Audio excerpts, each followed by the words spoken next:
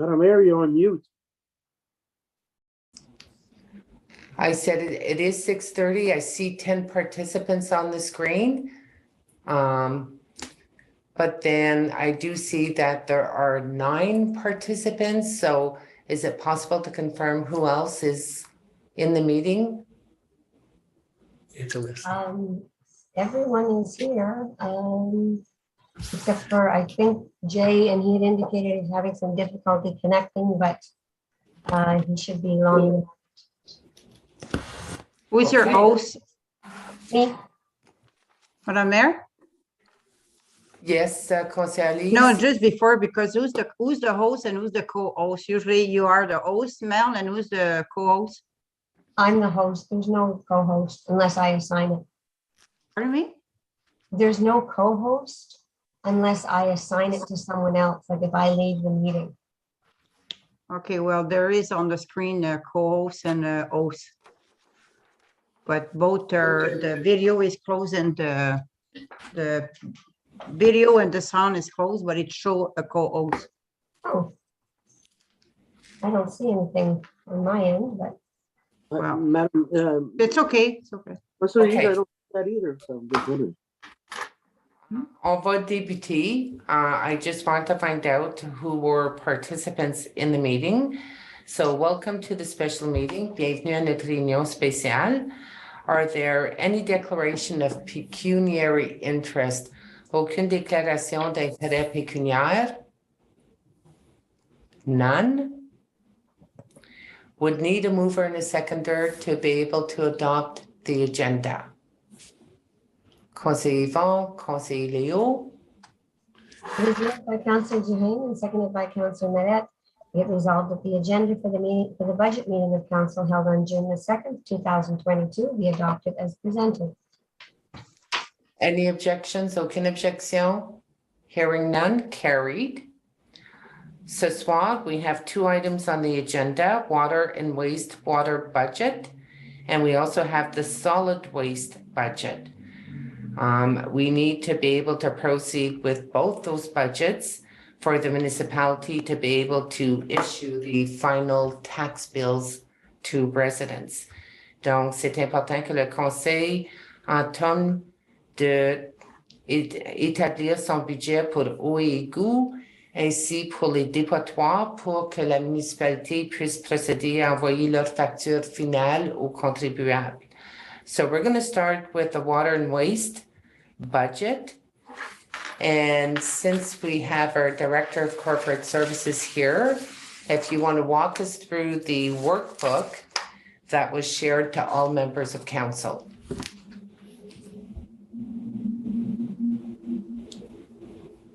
Madam Chair, it's usually the person that's the chairperson of the committee that starts the process. We're going to continue the way that we did it in the past. I think that I should address the group as the chairman of that water and wastewater committee.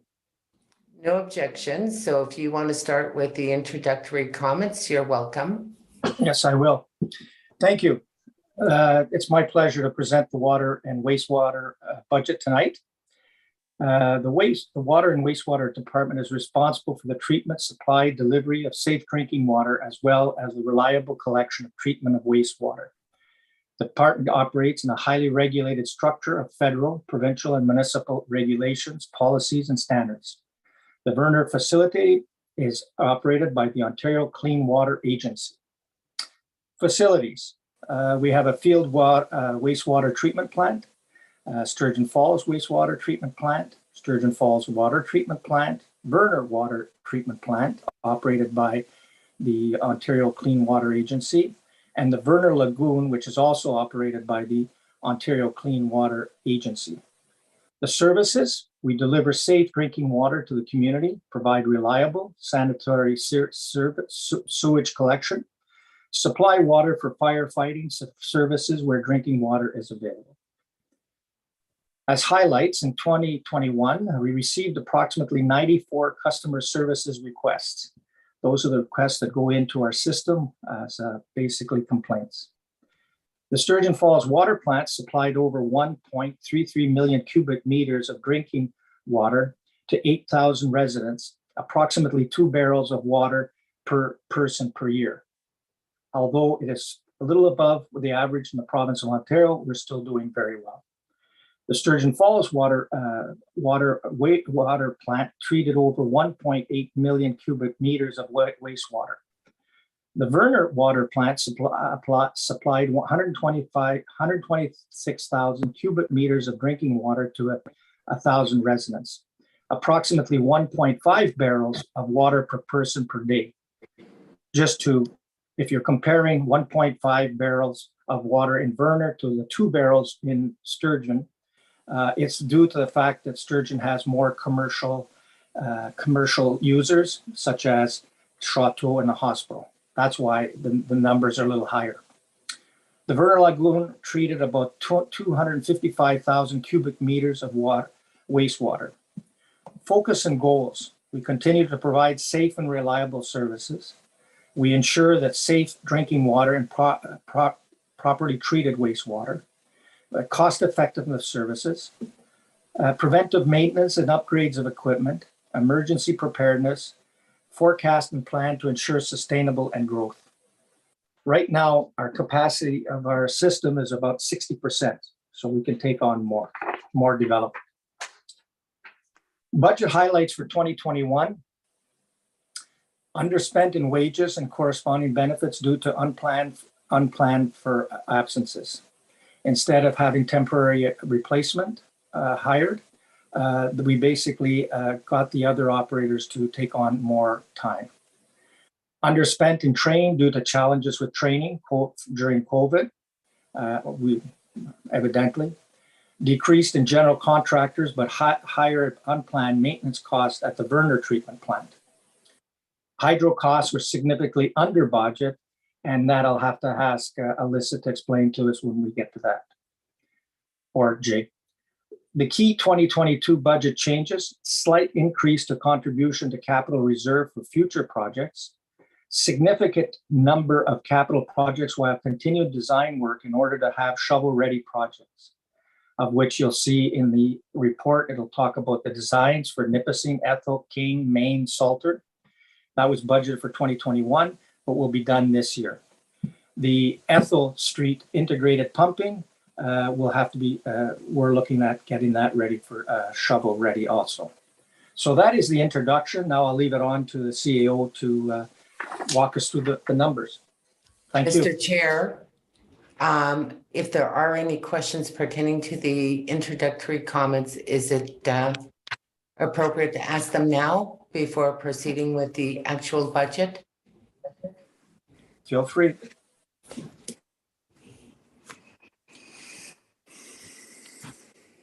Questions? Chris? Councillor Chris, please. Hello, can you hear me? Yes. Okay, so just interesting, the barrels of water, obviously Werner is considerably less, and I'm not sure that Councillor Dan can answer this question, but our system, okay, we're at 60% capacity. If we were to, and I don't know the cost, so this is but if we were to have metered water and people saved water, you know, maybe they would, if they're charged per liter or whatever, maybe like put sprinklers and this, that, and the other. What kind of effect would that have on, I guess what I'm trying to say, if people conserve money and we metered the connections, would there be an overall saving that the constituent would see? Or does the system run sort of, it costs what it costs and there's really no savings? Thank you. The question is directed to, will it be to Jay or to Mr. Barbeau? Or yeah, that's you know, that could be a Jay question, that could be a Peter question. It's just a general knowledge question. So as a general response, I apologize. I seem to be having technical difficulties. I don't know why. It's a beautiful sunny day here in Deer Lake.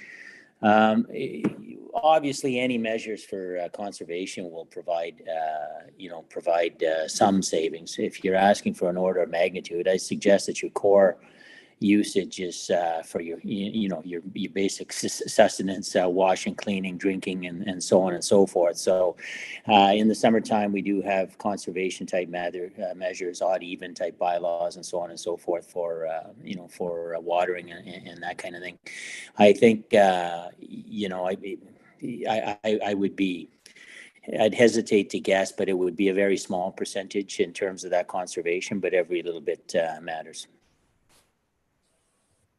Thank you. Councillor Denis, do you have your hand up? No? Okay. I can't see anybody else's hand up, so I guess we'll just move forward. Madam Mayor have his hand up.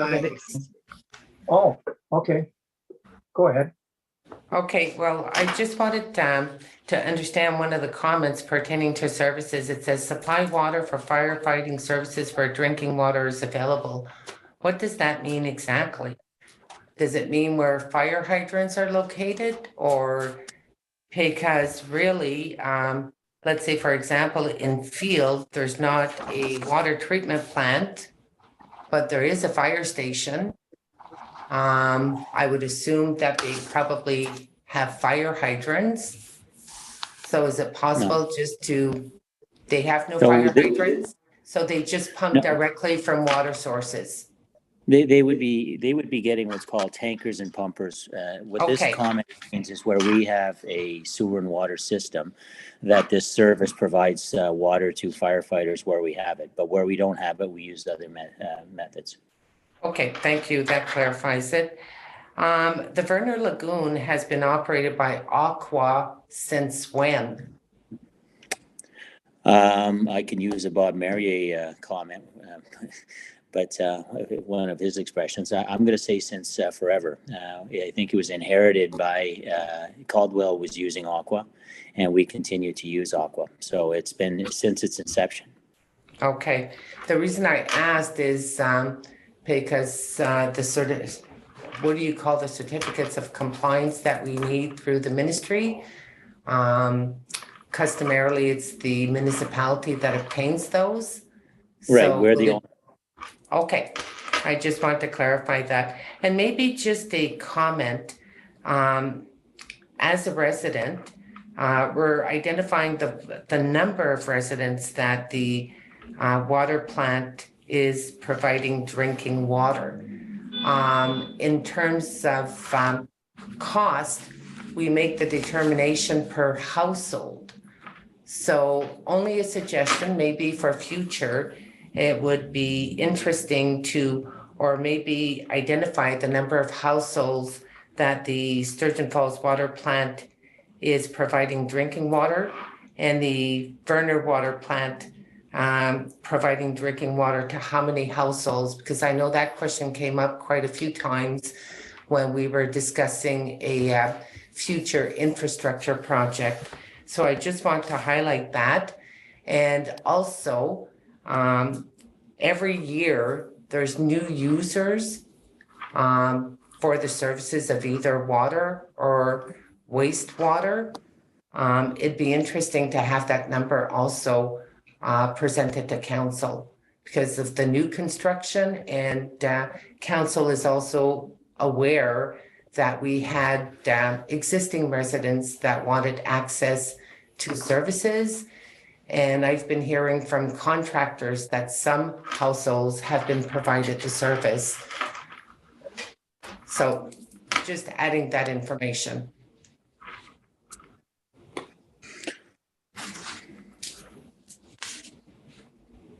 And the second page, may I, Mr. Chair? We've already said so, so we might as well go forward. Well, the second page, it said unplanned maintenance cost at the Werner treatment plant. Are we going to be provided more information regarding this?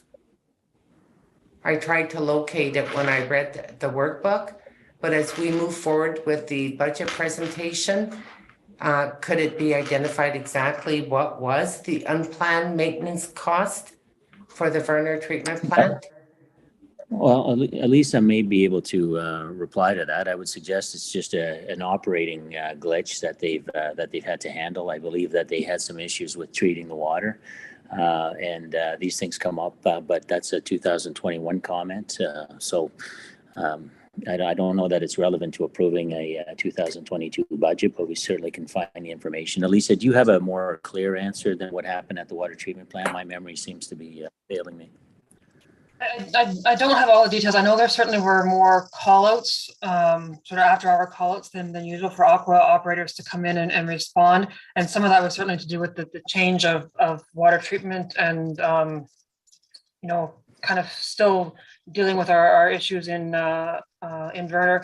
And then at the end of the year, we had a problem with a panel that caused us some issues as well. So there was just a bit more maintenance that went into the plant. I do recall that, and I visited the plant at that time. They had some contractors working on some panels. Yeah, you know, it's an old plant, and that's why we, you know, we're looking at other options.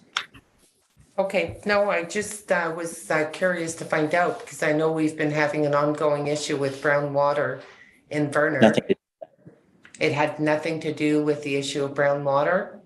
No, no. Every year there's a lot of human resources time spent by Aqua trying to get the chemicals right in order to mitigate manganese. And they're back at it as we speak. The manganese levels are going to be coming up into the river, and they're working with the new chemical to try and mitigate that. And that's a separate conversation. But I am working with residents from that area that have specific localized issues, which are very surprising. And I'll be speaking to Peter and Sean on that. Okay. Thank you for the information. Okay, thank you. So I'll leave it to you, Mr. Barbeau, on how you would like to go through the budget process. Well, I thought that with your preparation with your manager at Sewer and Water, that you were just going to run right through it, Mr. Chair. So I was wondering when I could step in, but it'll be between Elisa and I, because, you know, this is kind of like a department and she deals with all of the expenditures. And so, you know, what you see in the 2022 budget is very little change. You know, this budget is very much a capital intensive type of budget. You can see the human resources that you know, that things cost, but on a total budget of $6 million, where, you know, some departments, human resources, take up about 70-80%. This is a very capital intensive budget, and it's very much in terms of operating, and it's very necessary. So we, you know, the issues that are before you, you know, deal a lot with getting ready for the future.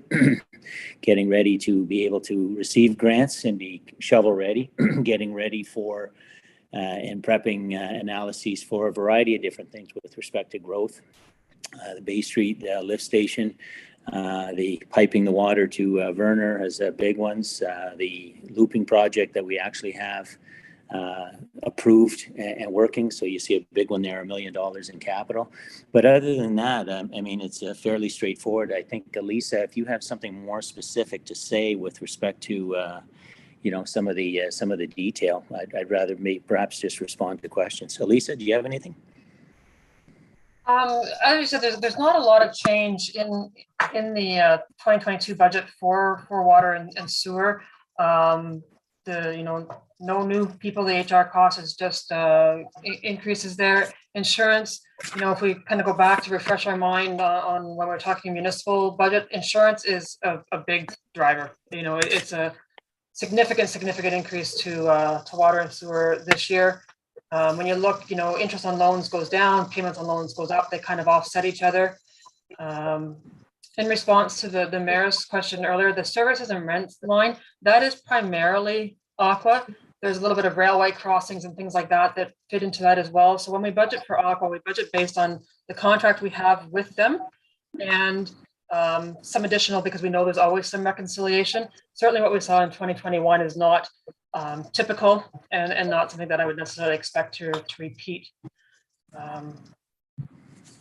Yeah, so, the overall, materials and supplies type change of expenditures is only $25,000 on 2.7 million. So I think that's sort of a reasonable increase. We've been fortunate the last few years in hydro costs, given some of the changes that have happened at the provincial level through COVID and such. So we have had some lower costs there. Our process materials, when we adjust at year end for inventory, can sometimes just be a timing issue. And this goes back a little bit to Councillor Fisher's question. If we went metered and if we had some conservation, a lot of the plant costs are fairly fixed. But there might be some savings if we were at a metered and had less in things like process materials in hydro costs. So, there would be some savings if we had a reduced production, but a lot of our costs are fixed costs there. What metering does is spread the costs or in a not equal, but in a perceived more equal manner between commercial and users and things like that. As Councillor Vita went through in his spiel, there's a small increase in the transfer to reserve. That's going from 1.13 million to 1.175. We haven't moved that 1.13 in a long time. We built it up really fast several years ago to get to that point. We now need to just sort of remember to put a little bit into it. Some of that's to get our equipment replacement up to a level where we can actually be scheduling a vehicle replacement on an annual basis. And then the capital down below, we'll see the list of projects. There is reserves. We've been building reserves. And as Mr. Barbo said, this is a department that is capital intensive. And so that's why, you put money away for a lot of years and then you do a few big projects and you put money away for a lot of years and you do a few big projects.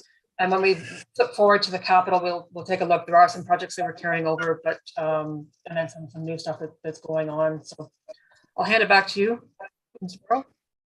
Thank you. Any questions? Councillor Denis?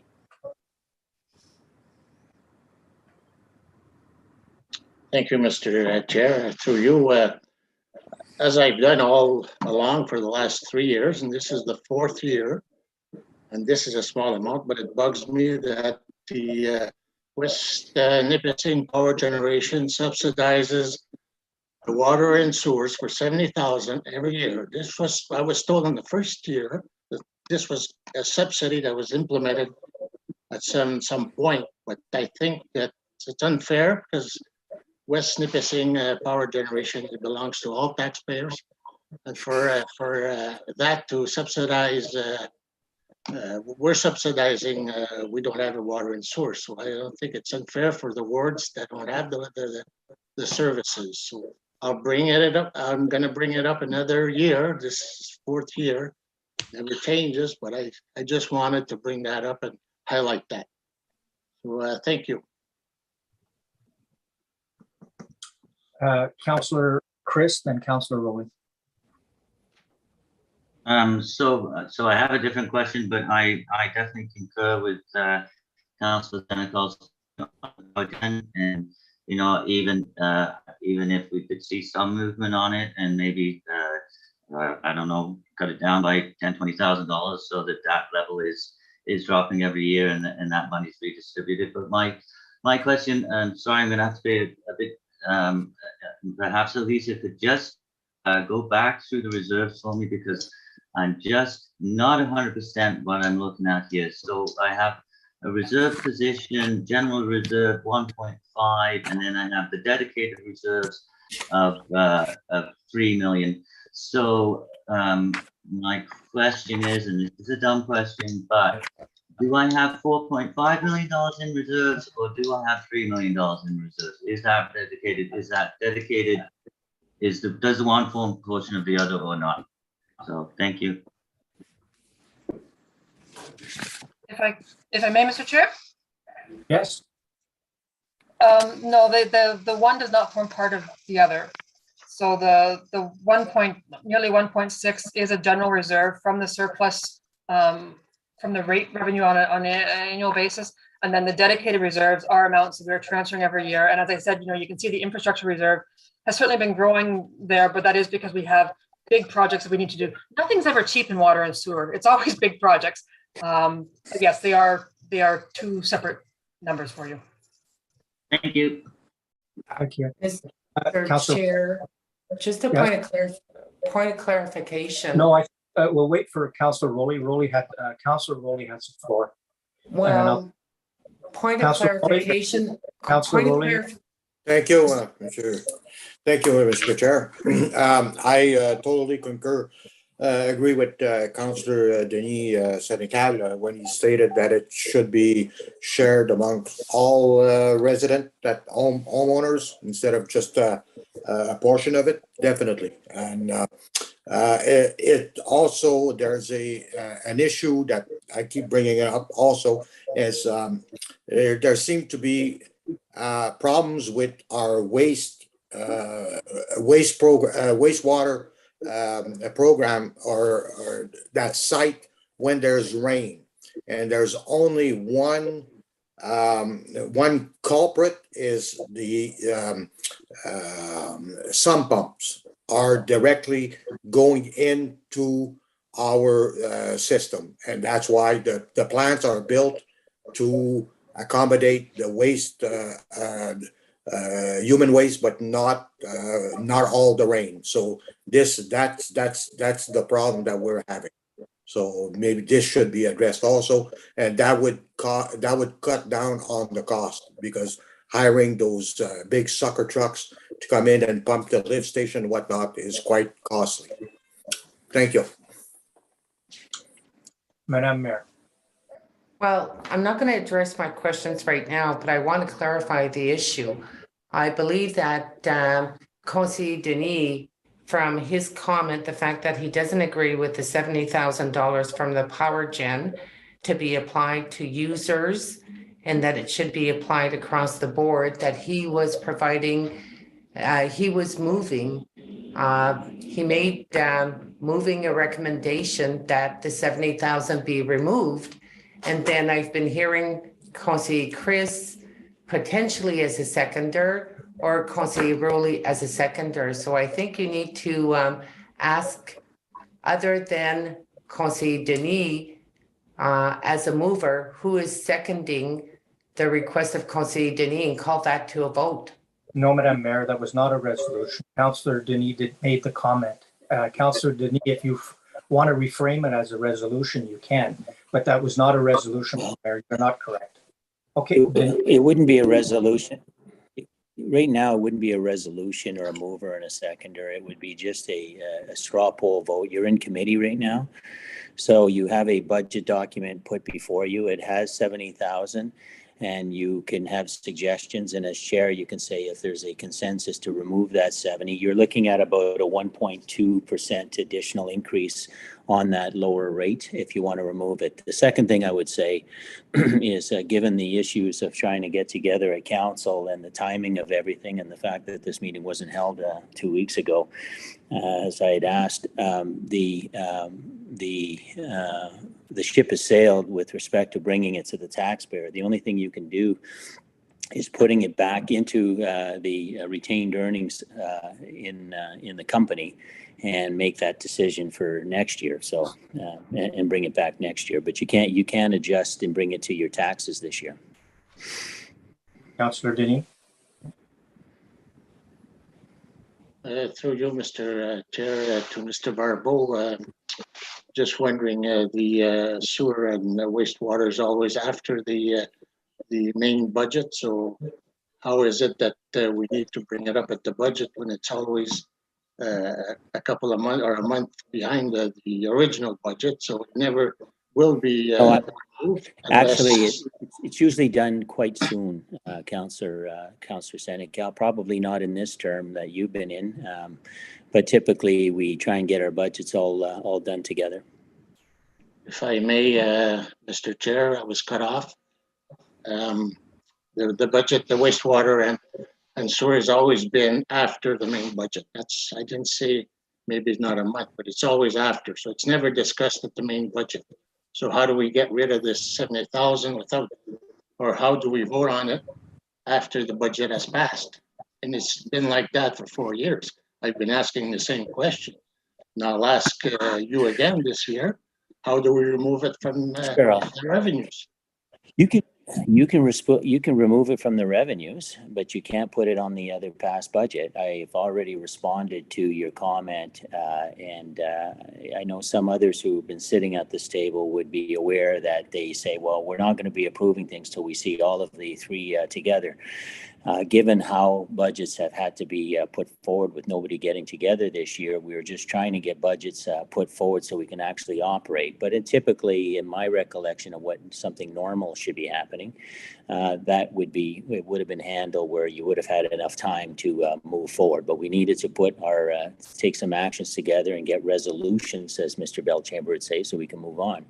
So in this case, the options would be, if you want to remove it, you can remove it. You can park it there for a future tax benefit to next year, which would be just deferring the benefit, the 1 year. And then next year, the statement would be made. So in this year, right now, legislatively, you can make the decision for everybody else to remove it, and then it wouldn't be added without approval. And then it would go to, based on the conversations of this council for future councils, it would be added to the taxes next year. Mr. Chair, supplement? Yeah. So I would propose that we remove 35,000 this year and maybe 35 next year, and that we move on with this. Thank you, Mr. Chair.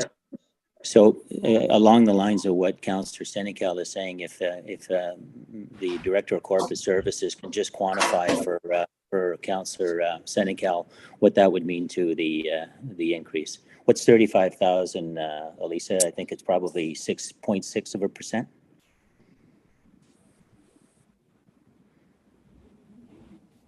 She's just figuring that out with her trusty calculator.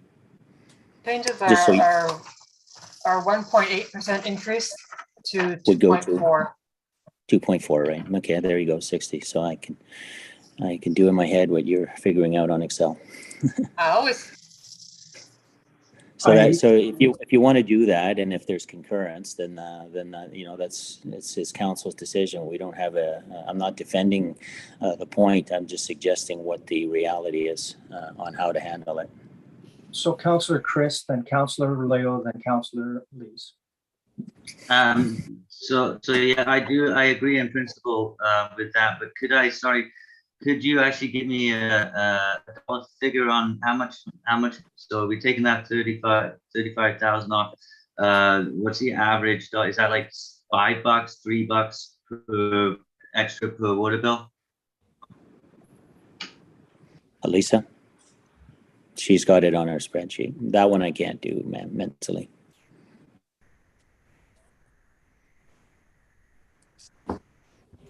So again, at the proposed increase right now, they're seeing about $25, $26 for the full service, people that have water and sewer, but a $25, $26 increase per year. If we drop it to 35, then they're going to see about a $34 increase per year for the water and sewer combined. So about $8 to $9, Elisa. That decision's an $8 per household at the worst case decision.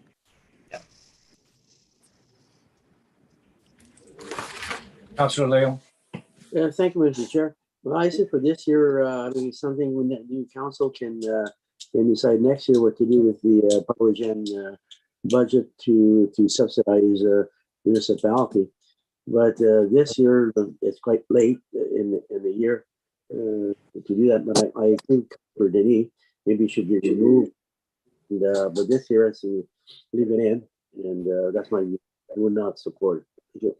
Thank you. Councillor Lees, I'll get to you. Councillor Lees had her hand up before you, and she hasn't had a turn. Councillor Lees? I'm trying, well, I don't agree with it, maybe because I'm a resident and always been a resident of Sturgeon and then West Nipissing, but in the core, And if you remember correctly, I think when the mill closed years ago, the mill, not the mile, the mill closed. I mean, I think at that point of time when the decision was made, because it always been situated at the same place, obviously. And I mean, the $70,000, I don't think it's a big deal. It's not the $3 or $5 a year that's gonna kill anybody. But I mean, at the end of the day, $5 there and $5 there, like, because if we start chopping things that go somewhere in the budget, I'm sure, like we approve how many money to go for a roof, for example, in field. That doesn't do anything to me, and we approve every year to put money, and the same as park anywhere. So I don't agree, and I won't support it. That's just my position. But I will respect, obviously, the decision. Thank you, Councillor Lees. Councillor Denis, and then I think we'll wrap this up. Thank you for my last comment, Mr. Chair. I just want to also say that the money taken for this is going back into the general revenues or the general tax. So there will be a saving at the other end for all the, not a very big saving, but it's still going back there. So there will be a little saving on the general taxes, right? If I'm correct, I don't know. That 70,000 will go somewhere. It would be a dividend that wouldn't be taken from power gen, so it would stay in power gen, but it wouldn't affect the taxes this year.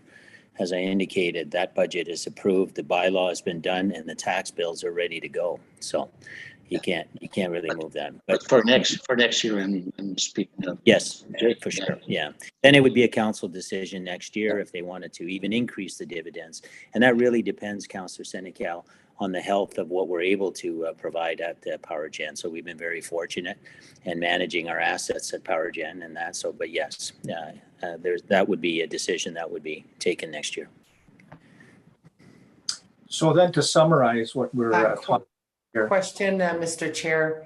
I just want to clarify on a comment regarding this issue.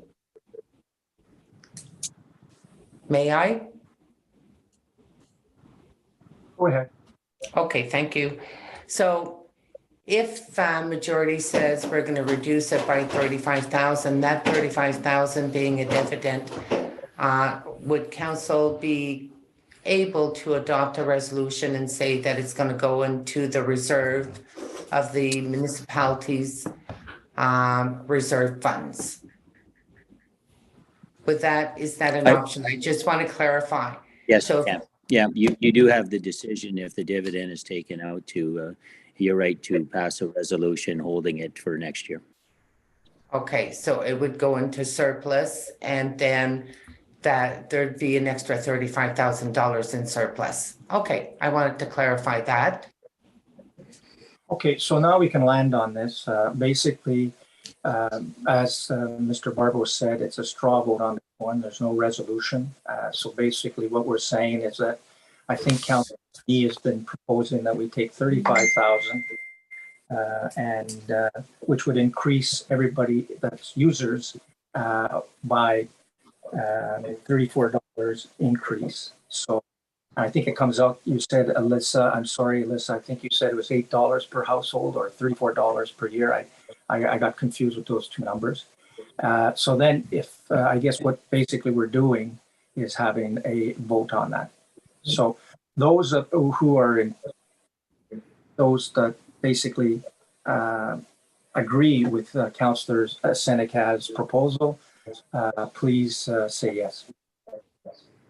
So we have 1, 2, 3, 4.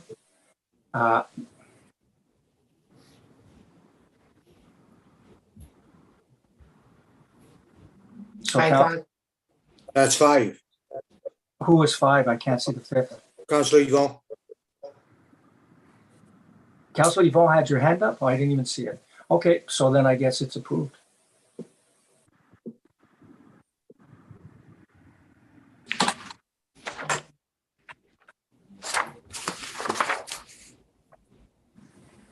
So now I guess we can move forward to the questions. Are there any other questions that we would like to talk about regarding the what was presented by Madame Cradock?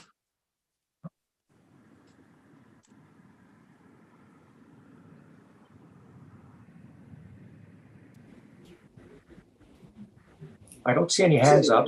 We can move forward. Mr. Chair, do you not see us in the boardroom? I don't see your hand raised. Well, yes, it is raised. Okay, well then, go ahead.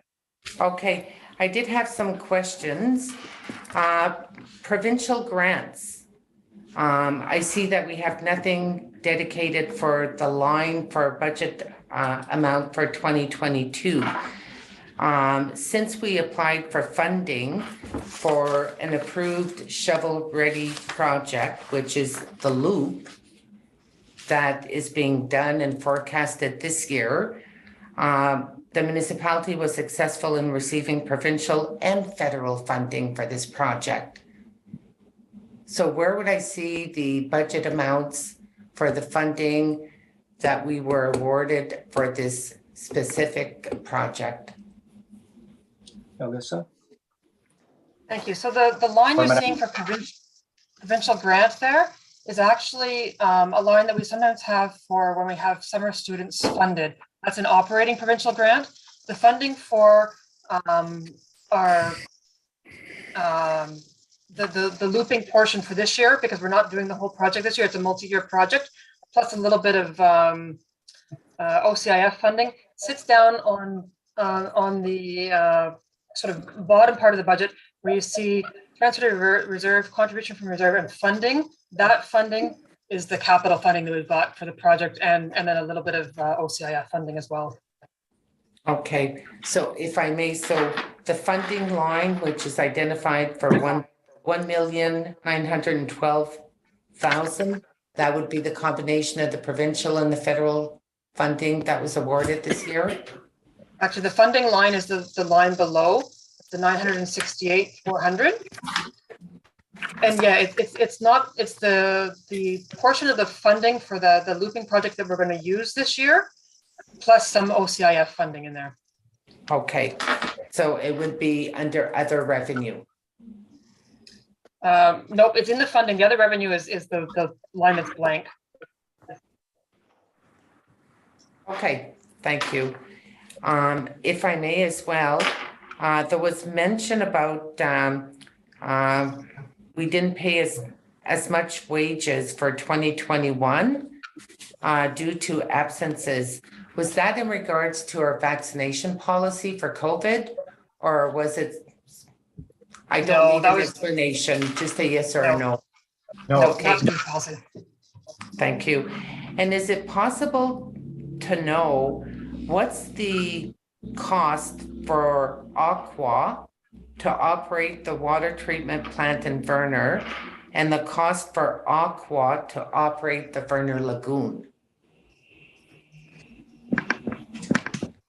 Are they two separate contracts, or is it a combined contract with Aqua to operate One both? combined, it's one contract.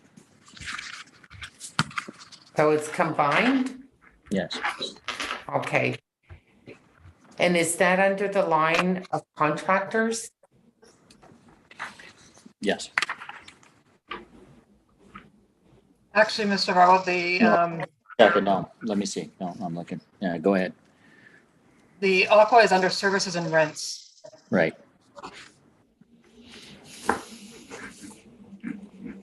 Is that all Aqua? Alyssa? It's not all Aqua. We've got some of our rail crossing expense in there as well. Okay. Okay. And if I may, is it an open contract, like it never ends unless council would review the service provider for the treatment plant or the lagoon?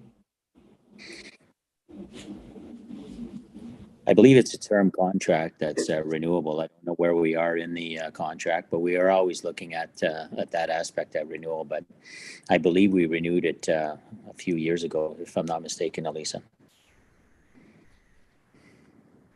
It is Elisa? a term contract. Yeah, it is a term contract. I'll have to pull it up to see where we are in the contract, but yeah, it is one that we renew and it has come to council to renew. Sorry, I didn't hear. It's a term contract. It was renewed by council. We don't have the contract in front of us. My belief is that we had a discussion about alternate service models recently. So I believe the timing just wasn't right with everything else that we were doing. So I think we recommended a renewal, but I don't exactly know when the termination date is. Okay, I don't recall the discussion, but that's, it could be me that with the, and if I may, are we going to proceed with the capital projects? Well, we're hoping to approve the whole budget. These are the capital projects that are recommended by both Mr. Remillard and Mr. Ming as being necessary. Some of them have been approved already through grants and so forth. So I think Elisa can take us through those, but I don't think there's a lot of options with respect to what you have there.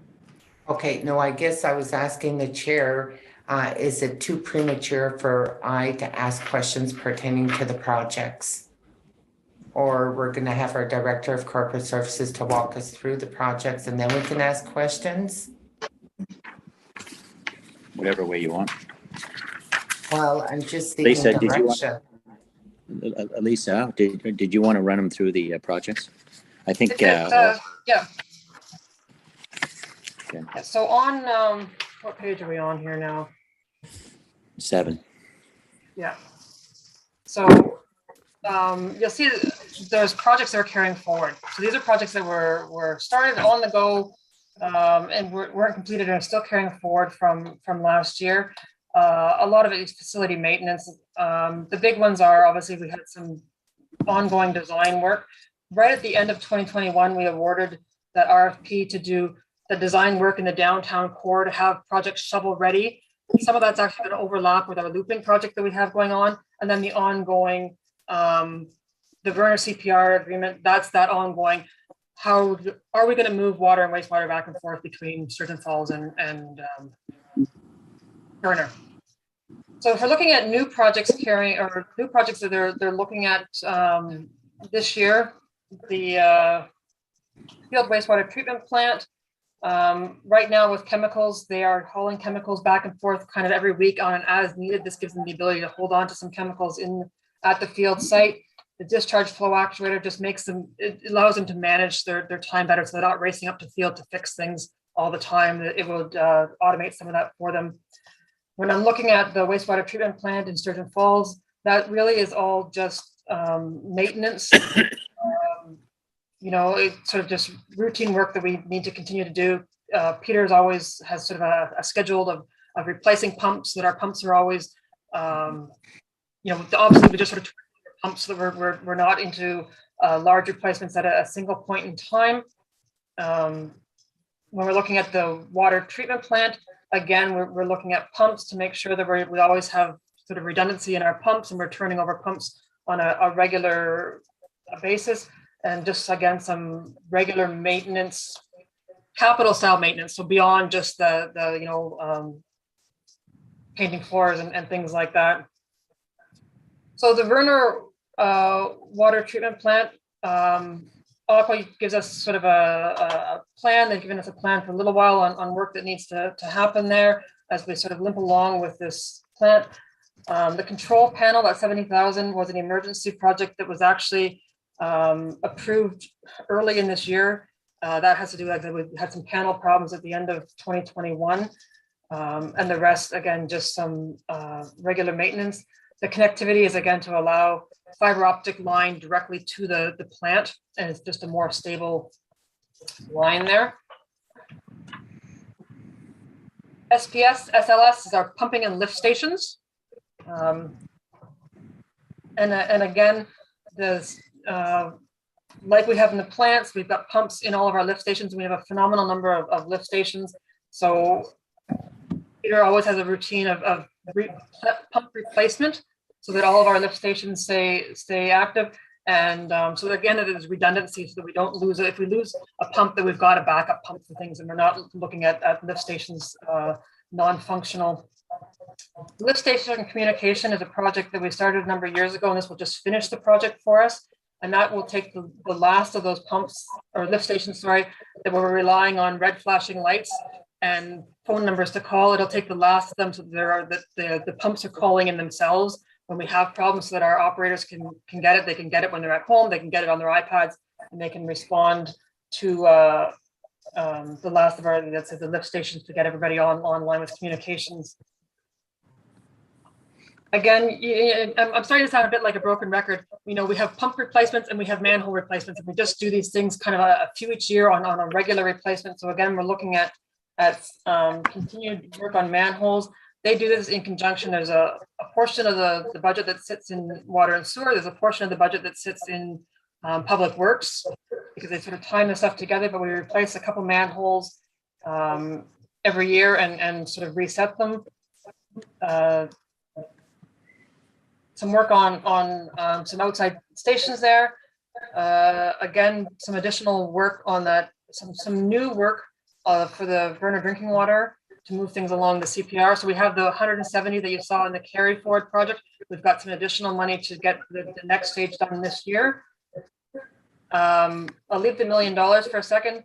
Base station upgrade designs. The base station's obviously been a bit of a thorn for a long time, and is a bit of a restriction both in development and with the concern about pipes under the river and things like that. So again, in keeping with, we need to get some design done before we move forward, before we know what we're in, before we run into problems. It's to do some design now before we have problems later. The facility upgrades, again, public works and distribution and collection share facilities at our public works yard. We saw a portion of that on the public works capital budget. This is the other side of it, so that we can do some upgrades to the facility there. And then I'm going to jump back to the water main loop, the $1 million. So that's just sort of the portion for this year. It was just shy of a $5 million project, and I think over 3 years to do that looping. And so what we're looking at getting done this year is the portion by the bridge and a portion by the water plant itself, so that we can get the two ends of it done while we're finishing the design and everything else for the section in between. And that allows us time to sort of stage it out as well. So that's the construction that we would, design and construction we would undertake this year on that loop. And that is funded from the federal and the province.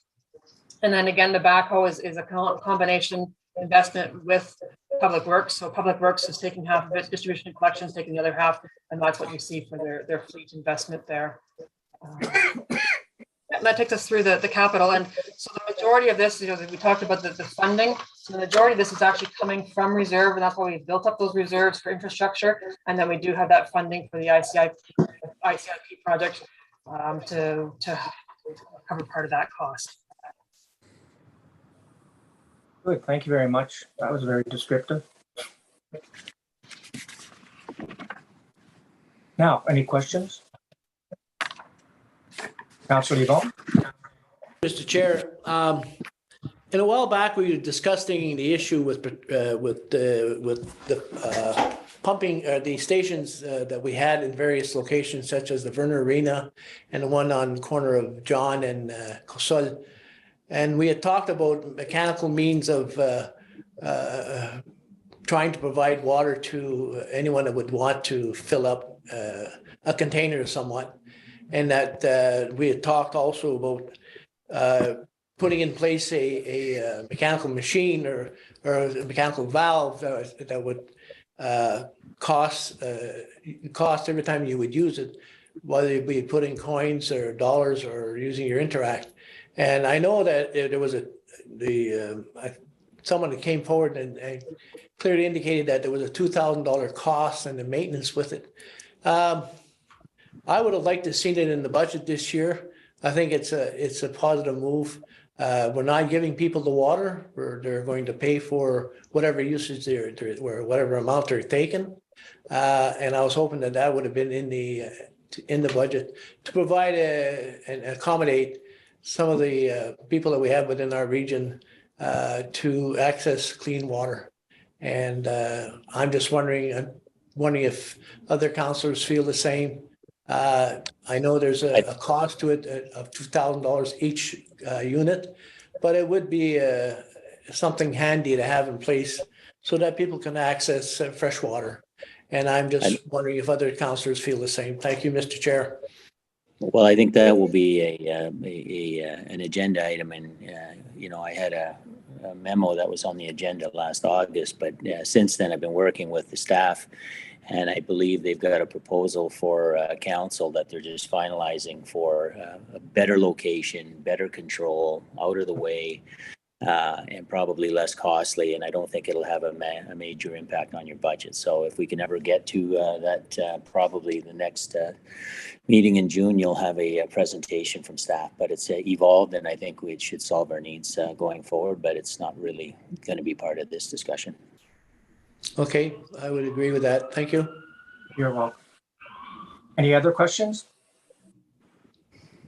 Mayor Dwayne.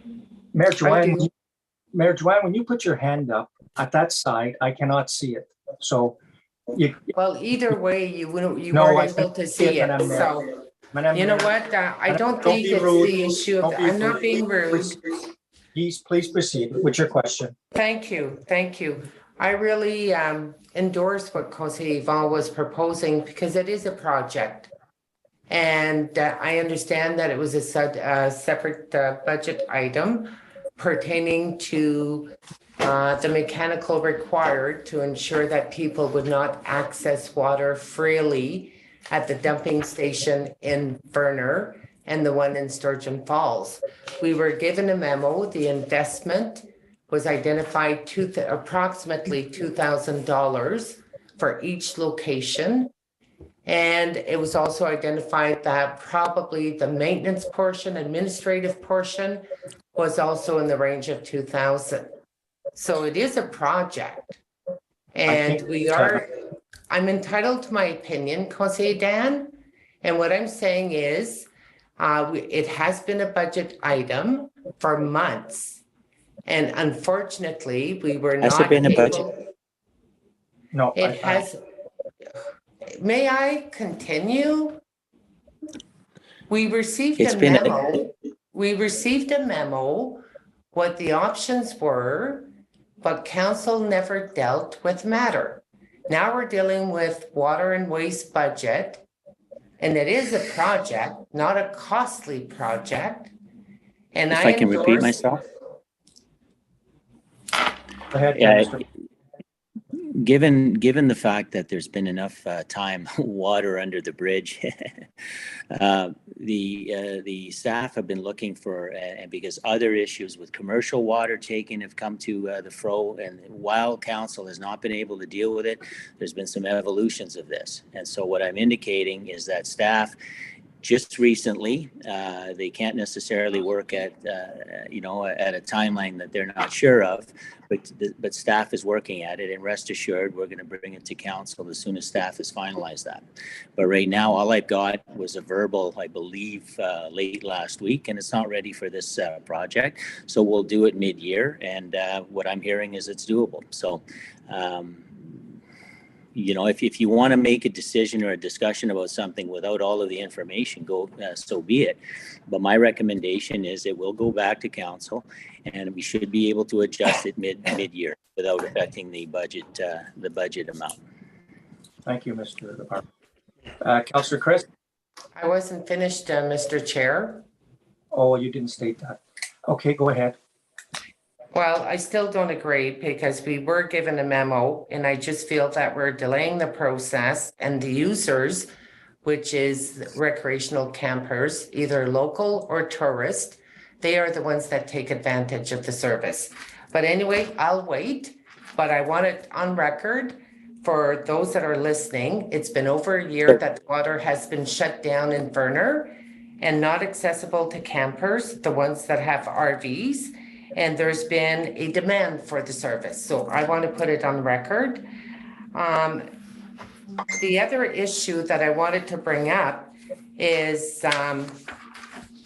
the infrastructure project for providing water to the Werner households. Last year, there was a consultation that was mandated by the ministry with residents of Werner, where they were provided the feedback of exactly what were the options and seeking their input. And that was done. Then we were provided with an update pertaining to the project that the licensing requirement was to be issued to the ministry and to CPR.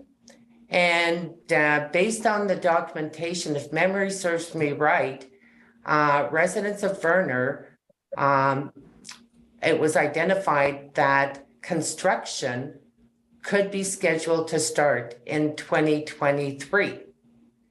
And that households No. would be connected by 2024. That's the documentation that was circulated a year ago to the residents of Werner. Now, what I'm asking is if we can get an update pertaining to that project as far as timelines and ensure that the users, the households of Werner, know exactly what's the update pertaining to this project, because many of the residents are still experiencing brown water problem. There's emails, there's photos, there's service requests. Some are not capable of washing their clothes and are experiencing damage to their electronic appliances, washers, and so on. So I think in fairness, it's not going to be resolved this evening, but it's not clear in my mind from this documentation at what stage we are at with the project. Elisa, do you have a response as to what expenses in here are the ongoing expenses with the consulting firm? So as I said, there's two portions in the capital project that's carrying forward, and then some additional dollars for this year. So there's a couple $100,000 of still, design and consultation and all the rest in there. I can't speak, however, Jay, to what the timeline is on that. And the construction, if there's would have been some sort of a best case from an operational plan, but then if it goes around to about 12 to 13 million for about 330 users in terms of dwellings, 350 users, we're going to have to find some special funding. And so, that will be very much contingent on the ability to get some support at the same time as we get support for the Champlain Bridge and a variety of other projects. So once the project is ready to go, we are going to start advocating and looking for some assistance from our upper levels of government. I would not make any promise about 23, 24. If everything flows well, there's also getting easements through the railway and a variety of others, some land use issues. And so we're hopeful, and I spoke to somebody just yesterday who's one of the key victims of brown water, and she's a very pleasant lady. And so we're having a look at it. But right now, the water that's leaving the plant has been treated.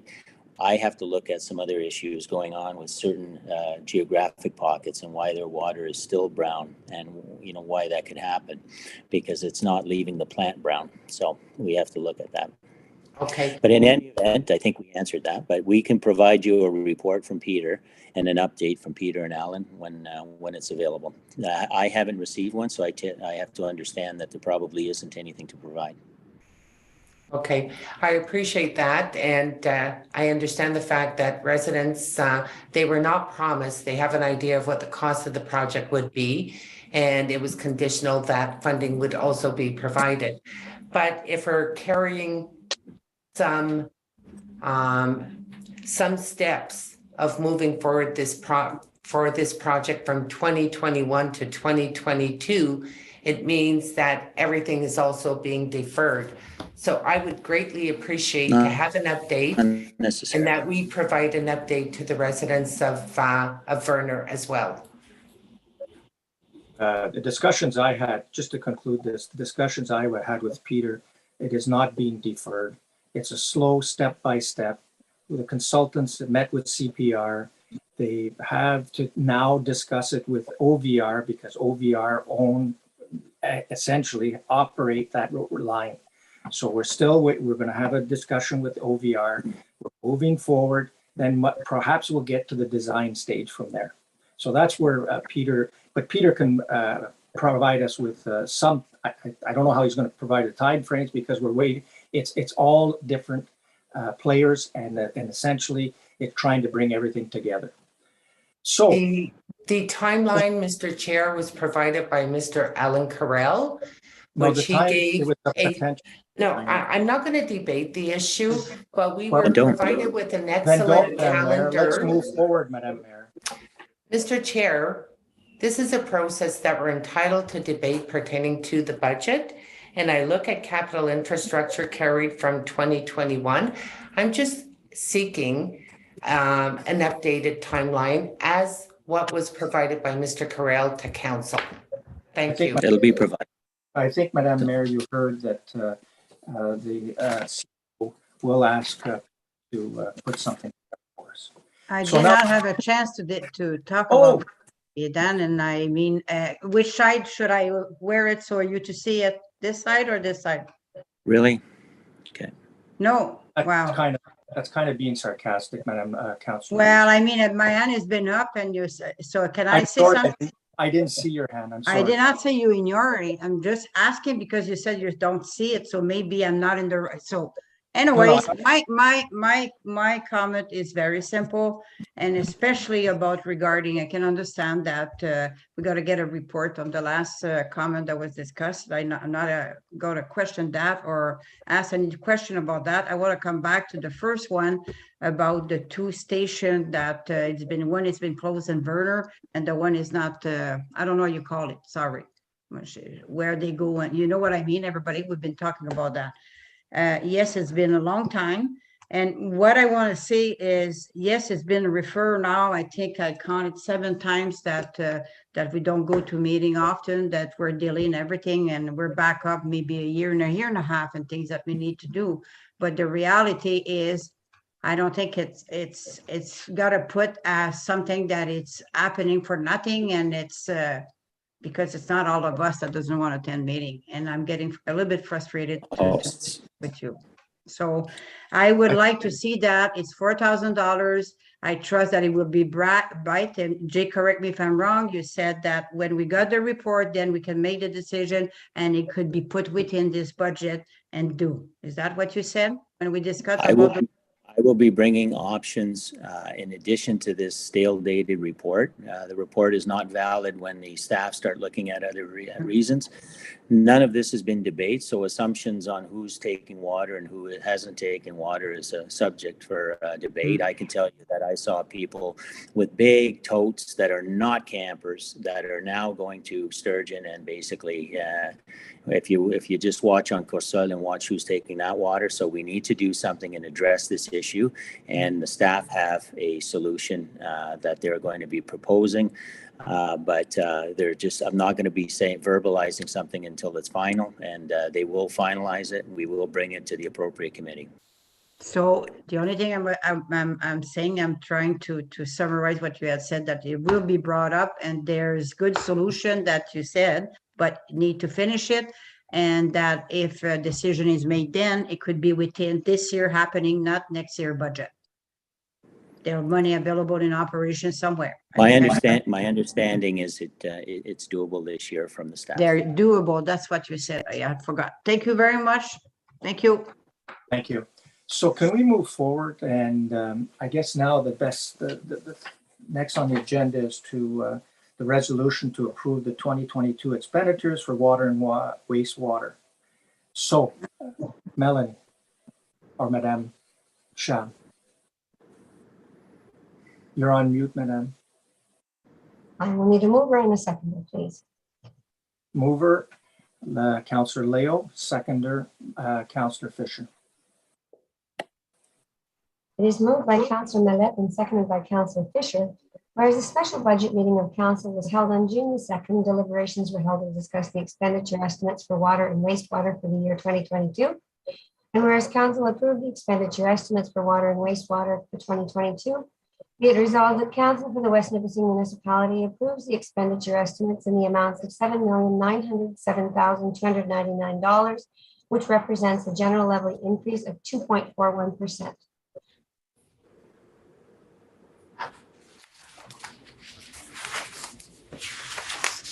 To a vote, Mr. Chair? I don't think it's 2.41 anymore, is it? I No, think that's with the increase. That's correct. but it was okay. Was one I point, thought it was 1.86%, Melanie. And Lisa gave me new numbers. For No, the that reduction in the wasn't, 35,000. that wasn't approved. So it stays in this year. No, So it's No. back. no, Yeah. no, it was voted that it would be reduced by $35,000 for this year. I believe. That was the tie vote. 2 Oh, was it 5? Oh, did you Yeah. have 5? Oh, sorry. Oh, okay. Yes, All right. so Okay. I believe the 2.4 was to represent the 35, or was it for the 70,000? No, that's for the 35. Okay, So there were 5? Yes. yes, All right, sorry. And mover and seconder for the bylaw for the rates. Councillor Rowley. Councillor Fisher. It is moved by Councillor Larrabee and seconded by Councillor Fisher. Be it resolved that bylaw number 2022-53 being a bylaw to set the water and wastewater rates in the municipality of West Nipissing for the year 2022 shall come into force and take effect on the day it is passed.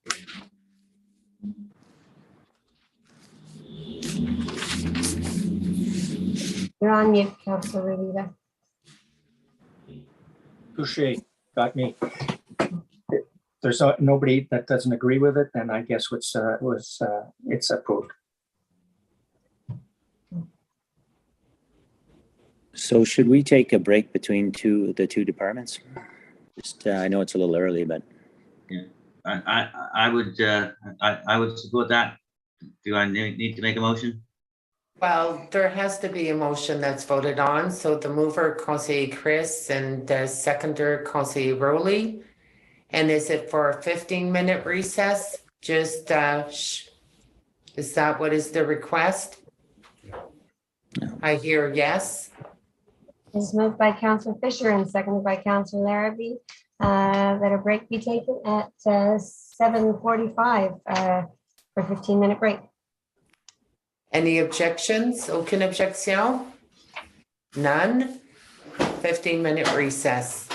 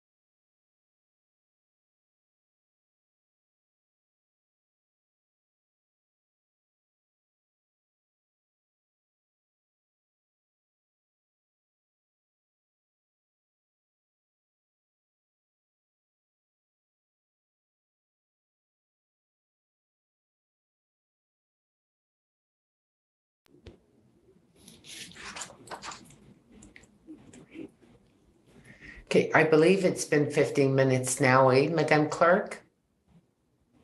Yes. 1, 2, 3, 4. On a quorum, tout le monde est ici. Donc, on procède avec le deuxième budget. We proceed with the second budget, solid waste budget, which are the landfills. And I'll pass it on to the chair of that department, Conseil Rowley. Thank you, Madam Mayor. The environmental service team is responsible for the management, development, and operation of all solid waste programs in West Nipissing. The department manages 7 landfill sites, the municipal recycling center, and 4 recycling depots within the community. Approximately 75% of the households in West Nipissing are serviced by our curbside recycling program, with the remaining households utilizing the recycling depot program. In 2021, 75 tons of blue box material were diverted from our landfill, equivalent to 29 transport trailers. 1,750 tires were sent to the processing plant. 27 tons of electronic waste were shipped out. The services on the waste collection, it's bi-weekly curbside collection of recycling, weekly curbside collection of garbage, recycling depot collection, commercial bin services, commercial recycling service, seasonal collection of leaf and yard waste. On the waste diversion, we have the blue box program, the electronic waste program, tire recycling program, access to North Bay hazardous waste depot, backyard composting program, recycle coach web, and mobile app. On our operation, we have the maintenance and management of landfill in Sturgeon Falls, Werner, Field, Lavigne, River Valley, Kipling, and Muskasong. Operation of the recycling center, general administration, and ongoing public education. Our focus and goals were review the curbside collection schedule and process, rural landfill site capacity surveys with a goal of developing long-term planning information, continued work on the Sturgeon Falls landfill expansion plan, including but not limited to road work and land information studies, continued upgrade of equipment and collection trucks. A highlight for 2021, recycling revenues exceed budget-based metals. Transition of the Kipling landfill site from contractor to employee in mid-2021. Ongoing engineering work at the Werner and Sturgeon Falls site. Our 2022 budget highlights, Sturgeon Falls landfill engineering work for expansion plans. Drone survey work completed at selected rural landfills. Improved maintenance schedule at rural landfills. The significant changes was recycling contractor previously flowed through West Nipissing Environmental Services to be paid directly by municipality. Improve reporting and confirmation with funding. Increase contractors to continue site improvement and landfill management. With this, is there any question, or we go to Madame Alisa, our Director of Corporate Services? Mr. Fisher, you got a question or comment? Yes, thank you. I actually have a few questions. They don't really, maybe they affect the budget, maybe they don't, but just for my own general knowledge. So I got 4 questions. I know that there was some substantial changes to the way that recycling is handled, and I think those were sort of brought in at the provincial level.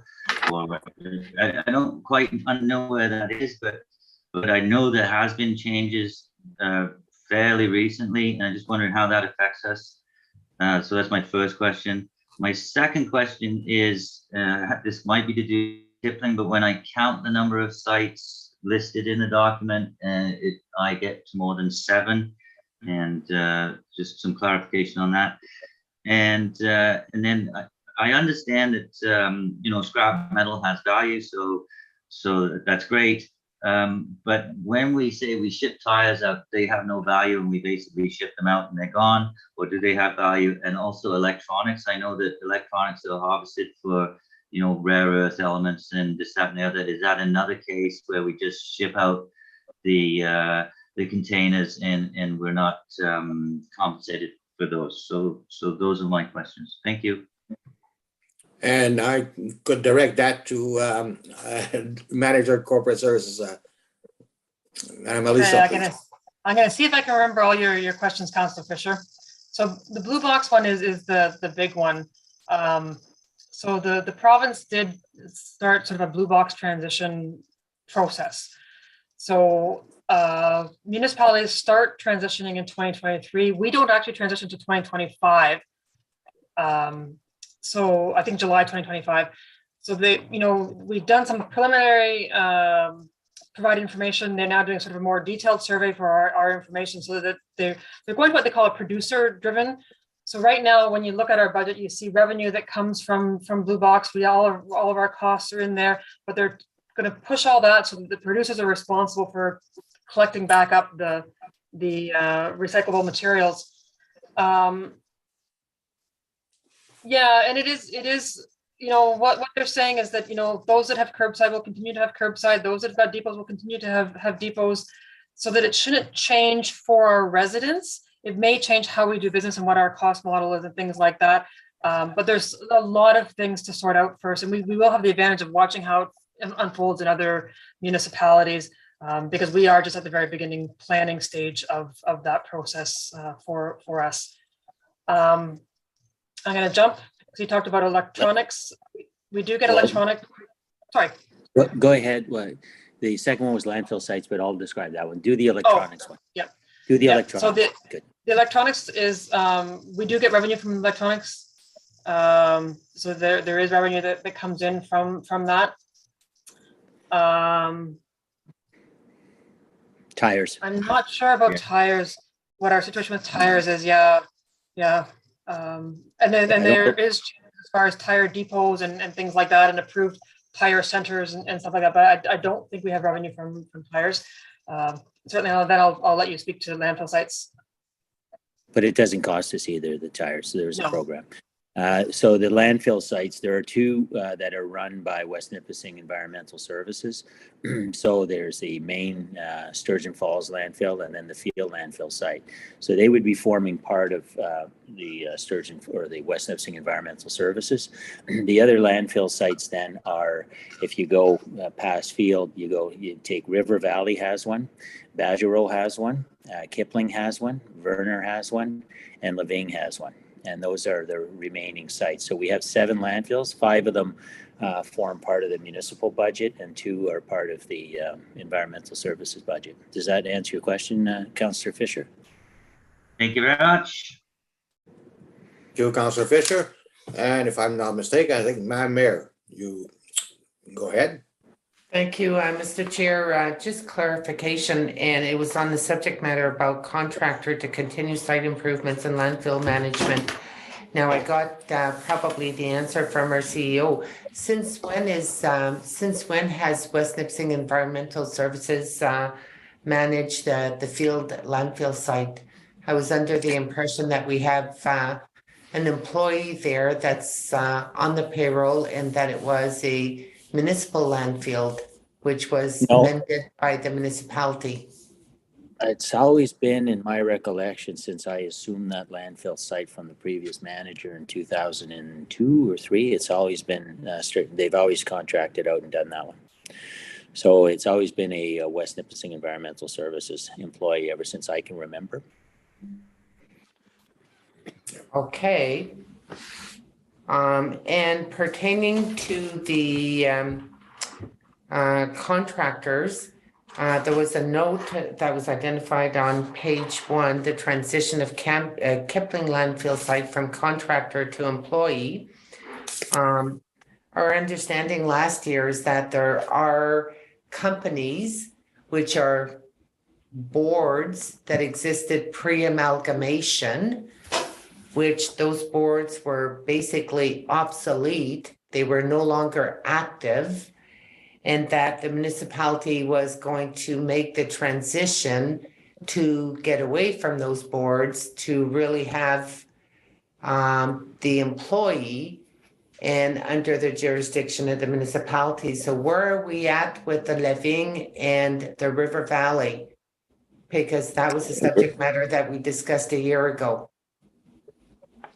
We are still in the process of looking at that. They're very cost effective for doing it right now.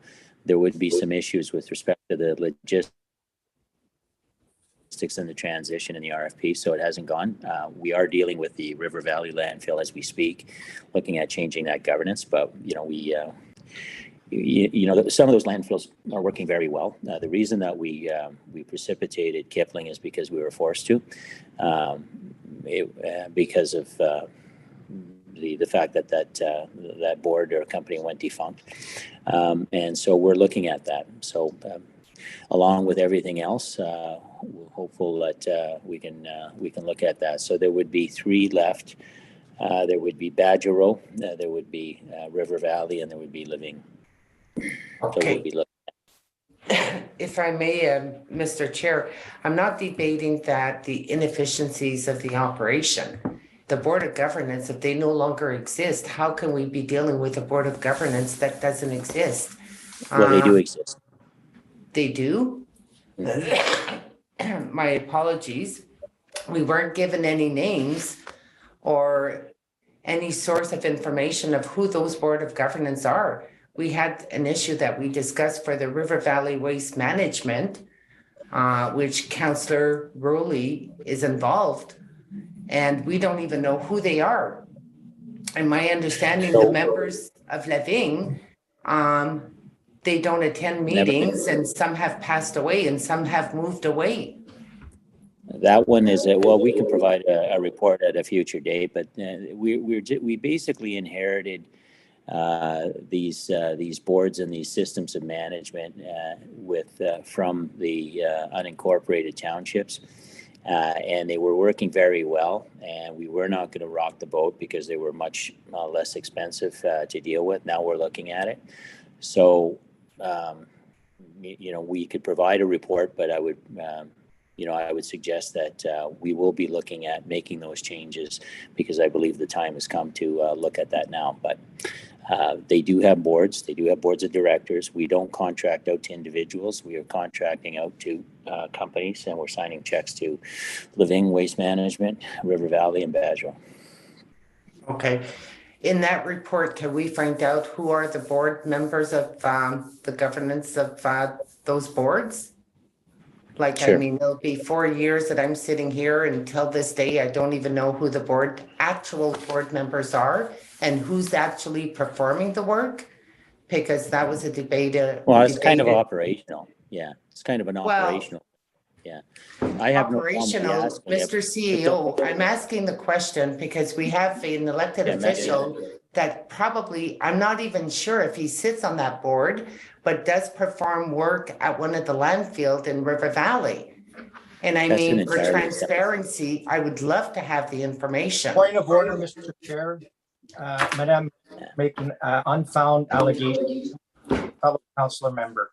I'd like her to retract that. Madam Mayor? I will not retract because Conseiller Rowley stated publicly at a meeting the reason that he had been issued a payment by the municipality was for work performed. Point of order. Point of order. This has nothing to do with the budget. Well, it has nothing to do with the budget. Well, it's highlighted in the budget. Highlighted that we're dealing with contractors and that we're dealing with board of managements as far as governance, and this council has never been told in detail that information. Okay, thank you, Madam Mayor. I think the CEO answered saying Okay. that he will give you a report. Okay, Is and I there do any- look is there forward anything to else? it. I look forward to it. And then subsequent to that, budget or landfill. Is that a board of governance? I thought that was a landfill that the municipality was using. That it really wasn't an active landfill site. Wow. Do we have, So Badgerell landfill site is on Muskasung Road, right? So it's Badgerell Lake.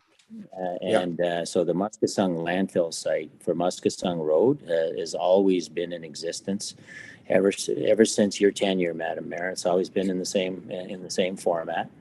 And we have not adjusted any of the governance there, and it's a fantastically run landfill site and serves the purpose for which it is intended. okay, so is the Muskasong, the Budgeroo, are we talking about the same landfill site or are we talking Yes. about two different? No, that's Same. one site. One site. Okay, It's on that's what I Muskasung meant. Road, but it's Badgerell Lake, right? Okay, no, I just want to clarify because on page 2 Or it it's made, Badgerell Township, sorry. okay, no, Badgerell Township. on page 2, when it states operation, it states Muskasong landfill site. And when you look at a further page, then it does identify the Budgeto landfill site. So think they're we're used making in- reference to the same location. That's just what I wanted to clarify. It is. Okay, thank you. Councillor Yvonne? Throughout the years, I've been receiving various complaints about the access to North Bay hazardous situation with regards to waste diversion. Is there any possibility of providing that service here in Sturgeon Falls? And what I mean by providing a drop off in Sturgeon Falls, and people could, and that someone here on the landfill can bring it to North Bay. Is that possible? Can we provide that service? I think it's not asking for too much, but I think what we would need to do is, you're right. And as indicated, given the broadness of what we need to do, sometimes we don't go looking we don't go borrow trouble until somebody reminds us that it's not an effective service. I agree with you. It's been there for a long time because of the difficulties that we've had managing contaminated hazardous materials in the past. What I will do is endeavor to have staff look at what some options are for our location, and then having a partnership with somebody to have maybe what they call in Sudbury a toxic taxi or something like that, where they basically transfer. So that certainly not prepared for this budget, but certainly we can get you a report on that. Thank you. Thank you. Anybody else?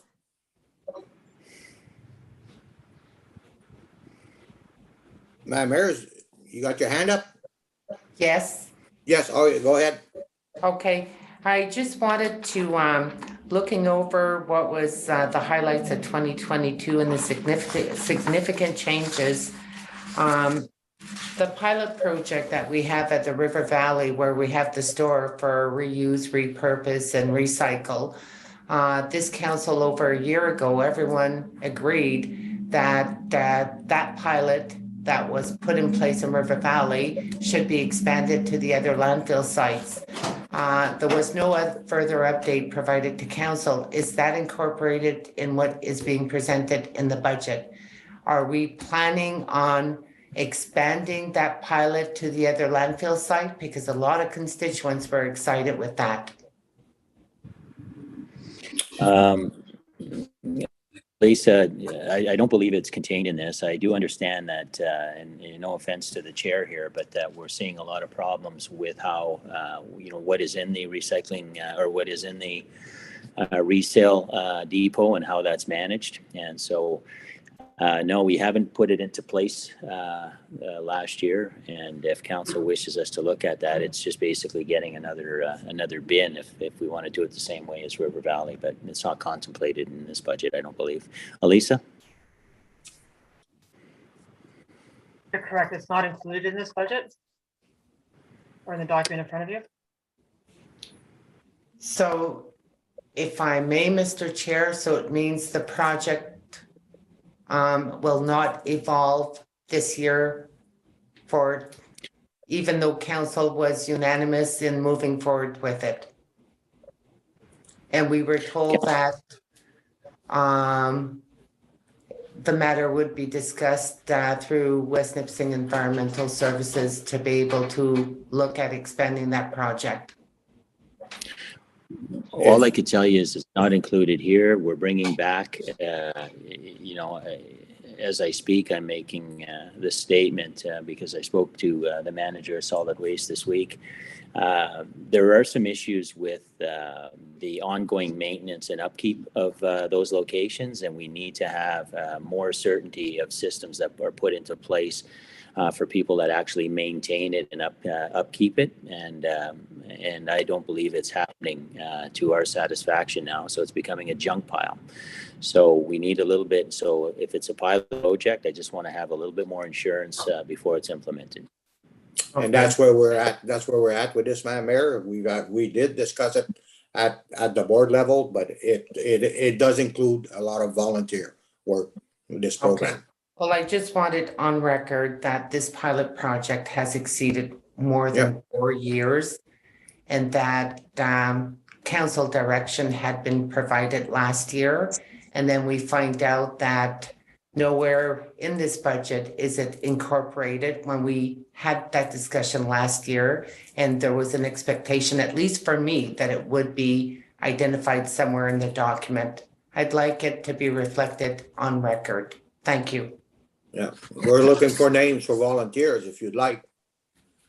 Conseil Rowley, at the time, it wasn't looking for volunteers. It had to do with direction from council pertaining to an initiative that council wanted to expand.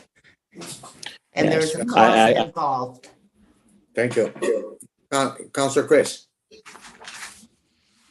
So I was just gonna say that you know I really do like the free store in River Valley. I never fail to stop and have a peek, but I do see volunteers in there quite regular. Sometimes it gets full and it needs cleaning out. It is labor intensive and it is a volunteer driven thing. So while I would advocate to replicate that system throughout the municipality if we could, I do recognize the fact that, you know, people have to step up and be willing to do that work, and it is a substantial amount of work. So that's just my comment. Thank you. Thank you, Councillor Fisher. Now, if there's no more comment, we'll go through the budget. I'll pass it on to Manager of Corporate Services, Ms. Alisa. Thanks, and I feel like we've kind of gone all the way through already, but we'll just take you through some of the highlights for 2022 then. So we talked, you know, a little bit about the blue box and the blue box revenue that we get right now. That's what that line for stewardship is. That's the revenue that we get from Stewardship Ontario for our blue box. Miscellaneous income is where we have some of our recycling revenue that we get.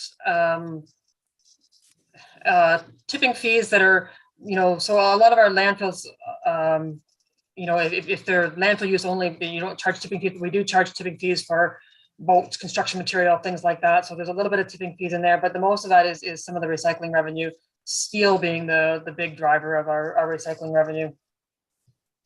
HR costs, we talked a little bit already. So you see a bigger increase this year than you would typically expect, but that's because we now have the full year of the Kipling landfill being a part-time employee as opposed to a contractor. When we see the contractor schedule down further, you'll see the decrease in the contractor side there. Contractors are obviously the big driving force of this entire budget. And when we look at the contractor, there's a separate schedule for contractors, and you'll see what's going on there. Again, insurance, a little bit less than the other stuff. Professional fees, that's our consultant that does all of our keeping us in compliance with our CVAs and as well as doing some of our studies, our ground well monitoring, all of that. rolls up into there. We have seen some more significant increases the last couple of years because they have seen some significant COVID increases. And that just gets passed along to us with that. Yeah, and we'll talk a little bit about the projects as well. A decrease in the amount going for projects, but that's just because we're further along in some of these special projects. So I'm flipping you through to the reserve page now. So again, solid waste actually doesn't keep dedicated reserves, and that's something we should look at some point. It does have this sort of general reserve for solid waste. What you need to keep in mind is that, for accounting purposes, we calculate post-closure costs, and for budget purposes, we don't have it included.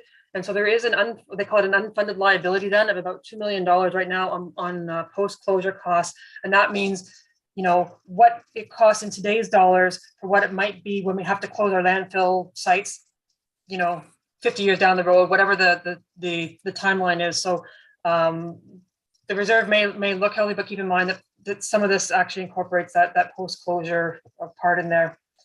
So then we look at contractors. And like I said, this is a hugely contractor-driven budget.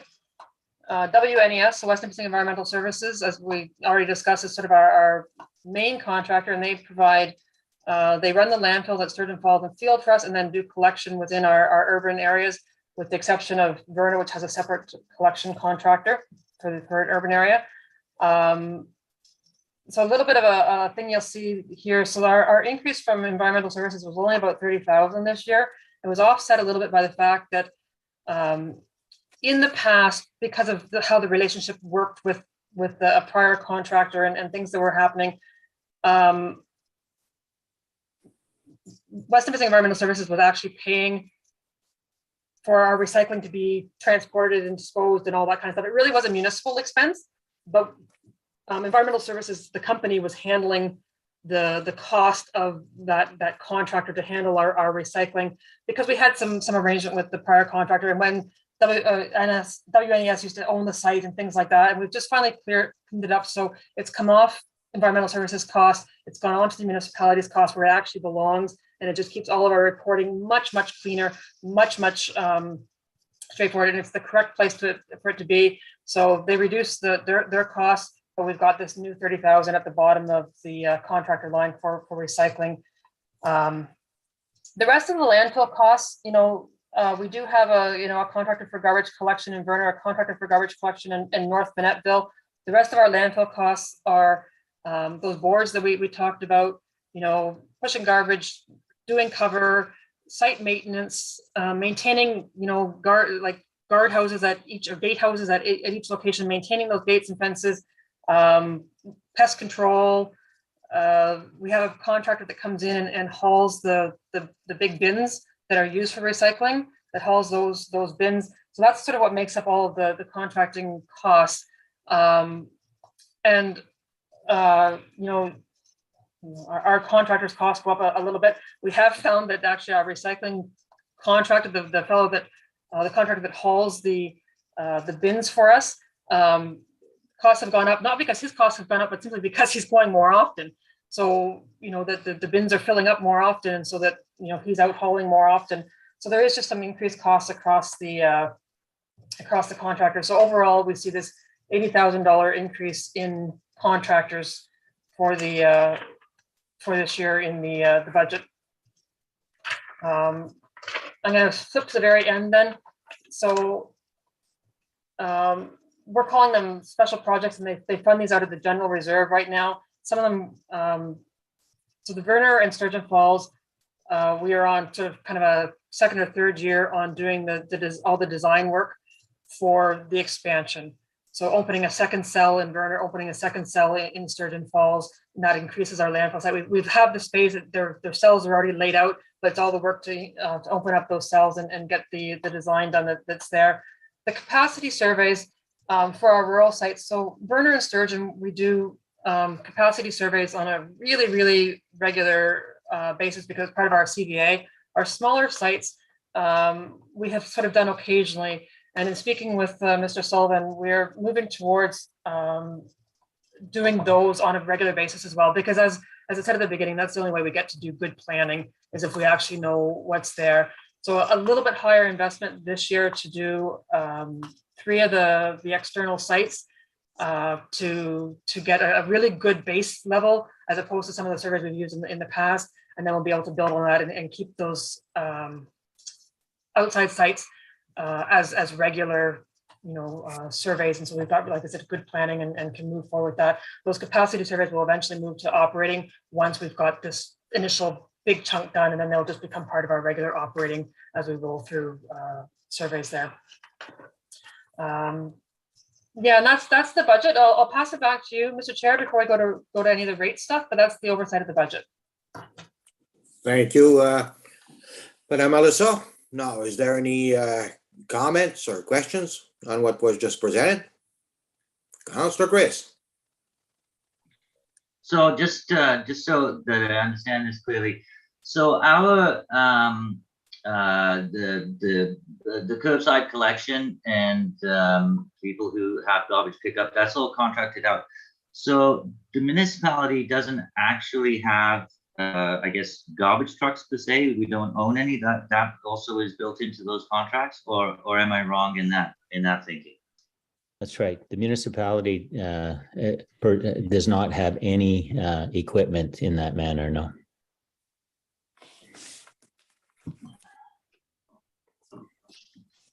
Is that okay, Chris? You understand? Perfect. Okay, thank you. Councillor Ravito. So just to add to that, that would mean that none of the employees are the municipality's employees. They're municipalities of the West Nipissing Environmental. Well, the collection people are all contract either through West Nipissing Environmental. We have Mr. Mercer out in Ward 8, and we also have Mr. Frederick in the Caldwell area that does the town. We do have a few municipal employees because our Werner landfill site and our Kipling landfill site are now run by 53501, which is our main contractors. So we have an individual at Kipling part-time, Saturdays and Wednesdays in the summertime. And then in Werner, we have other people. And then we have some casual part-time people that come in and replace. But so very few, but yes, those would be the ones. Okay, thank you. Thank you. So now, without further ado, we'll need a resolution to accept the solid waste management. Oh, Madam Mayor, you have a question? Maybe just, I just want to clarify, the contractors, the living landfill cost, does that include the recycling or excludes the recycling? That includes the recycling. It does, okay. Yeah. And final question, this budget is still for 4 bags per household, no changes with waste disposal per household. Not at this time. That's part of a bylaw, separate. I know, but I just want to make sure for those that are listening, because it's always a typical question that's being asked, how many bags am I allowed? This budget is for 4 bags per household where we do curbside pickup. That is correct. Okay, thank you. So if we could move on to a resolution. Councillor Lee. Before, if I may, Mr. Chair, is it possible for those that, it's a good refresher, the solid waste rates per household per location? Can that be highlighted before we proceed with the resolution? Or does the resolution identify it? No, it doesn't. So Elisa, can you go into the new rates, please? Sure. So kind of on your second last page there, you'll see the 21 and 2022 rate. So the Sturgeon Falls, Werner, Cache Bay, the per household unit, that's sort of the full curbside pickup, curbside recycling, the whole part, and it's going from 278 to 285.35. Each additional unit is for places that have got an apartment or have got multiple apartments, then we don't charge the full rate for each unit. They have this smaller rate for the other units that are in the property. And the same if there are seasonal units, and there are still some seasonal units within that area, though that mostly covers our urban, but there are some seasonal units. And so again, they have got a lower rate. On our outside area where we have garbage pickup, then again, it's a little bit lower rate, and that's because they typically have garbage pickup, but aren't doing the recycling curbside. They'll have a depot for their recycling. So moving from $2.4075 to $2.47, and again, the slightly lower rates for seasonal and for additional units that go along.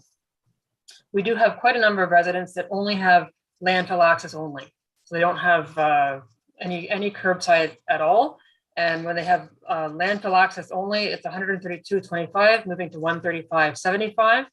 And again, that slightly lower cost for seasonal and for second units in those locations. We did put this island unit in a few years ago, and it addresses those islands in the Cache Bay and in Werner, the folks that are sort of coming in and then using the landfill sites, so that the islands have a reduced rate. We had a lot of inconsistencies until a couple of years ago, and then we sort of smoothed what was happening with the islands there. The commercial and the industrial is, again, sort of our outlying commercial and industrial.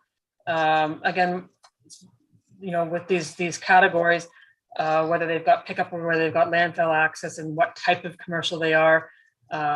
So lodges going up to 401, and a lot of the other commercial going up to 247.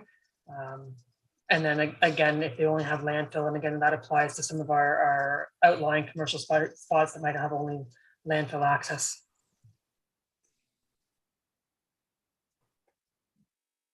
Okay. I'll hand it back to you again, Mr. Chair. Okay, thank you. So now let's move on to the resolution, please. Mover, I had Councillor Lees as the mover. Okay, Councillor Mallette. It is moved by Councillor Lee Senecal and seconded by Councillor Leo Mallette. Whereas at a special budget meeting held on June the 2nd, 2022, deliberations were held to discuss the expenditure estimates for the management of solid waste for the year 2022. And whereas Council approved the expenditure estimates for the management of solid waste for 2022, be it therefore resolved that Council for the West Nipissing Municipality approves the expenditure estimates for the management of solid waste in the amount of $1,795,529 for the year 2022, which represents a levy increase of 2.64%. All in favor? Against? I guess not. It's passed. Thank you. Now back to you, Madam Mayor. No, Councillor Rowley, I need the mover and a seconder for the bylaw to adopt the rates. Okay, sorry about that. Thank you, Councillor Fisher, Councillor Mallette. It is moved by Councillor Fisher and seconded by Councillor Mallette. We have resolved that bylaw number 2022-52 being a bylaw to set the solid waste management rates in the municipality of West Nipissing for the year 2022 shall come into force and take effect on the day it is passed. All in favor? 1, 2, 3, 4. Only see. 5. Okay. Accepted. Back to you, Madam Mayor. Thank you, Conseil Ladabi. So the next, just before proceeding with the adjournment, the next step, now that both budgets have been adopted this evening, means that the municipality is going to be able to proceed and send out their final tax bill to the residents along with what was adopted this evening. That's correct. Okay. So is there a mover and a seconder for the confirmatory bylaw? Conseil Yvon, Conseil Leo. It is moved by Councillor Duhaime and seconded by Councillor Mallette. Be it resolved that bylaw number 2022-54 being a bylaw of the West Nipissing Municipality to confirm the proceedings of its council budget meeting held on June the 2nd, 2022 shall come into force and take effect on the day it is passed. Any objections? Aucune objection. Hearing none, carried. It is moved And- by, No, sorry. Moved by Councillor Duhaime and seconded by Councillor Mallette. Be it resolved that the council budget meeting held on June the 2nd, 2022 be adjourned. Any objections? Aucune objection? None? Carried, adopté. Donc, ceci conclut notre réunion spéciale de ce soir. This concludes our special meeting for this evening. Merci. Thank you. Bye-bye.